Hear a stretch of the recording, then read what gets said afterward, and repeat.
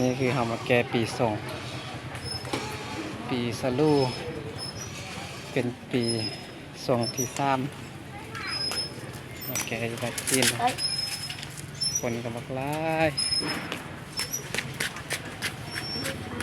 เรียนคิวกันอยู่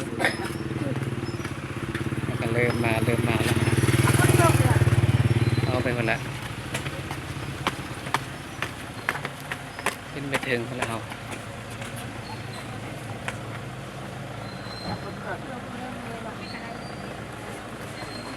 วัคซีนแกส่ง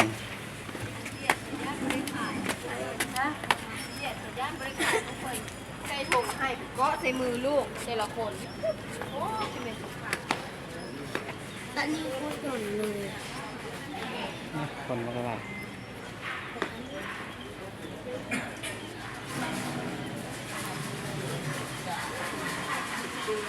นี่ไง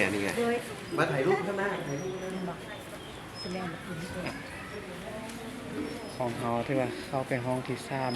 3ก่อน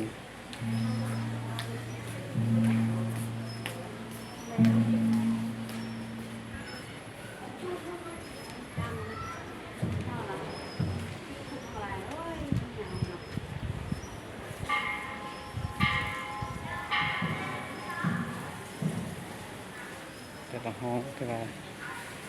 มีคนมาไล่มาแก้ปีส่ง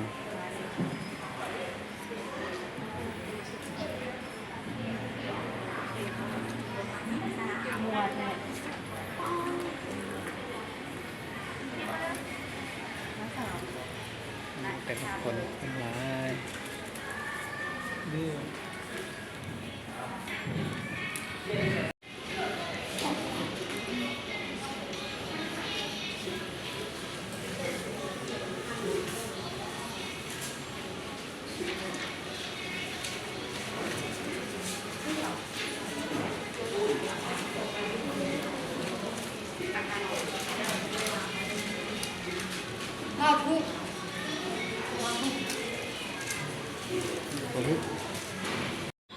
อันนี้พิธีคือกระเจ้าเฮ็ดเนาะที่ว่าไปตามขบวน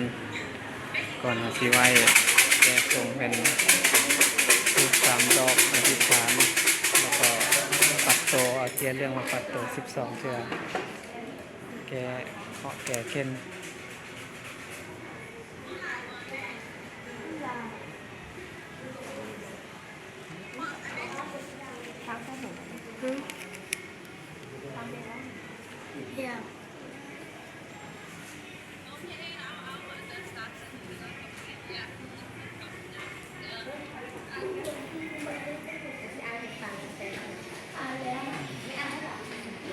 ถ้าผู้ใดถือปีส่งมันจะมีนี่เนาะตามนี้เลยปีส่งปีจอมาลงสลูมาแม่แล้วก็การอธิษฐานการแก้ปีส่งเตตามนี้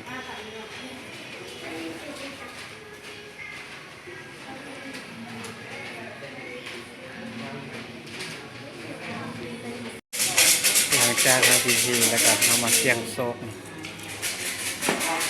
ขอพรอธิษฐานว่าตัวใดเราจะมีโชค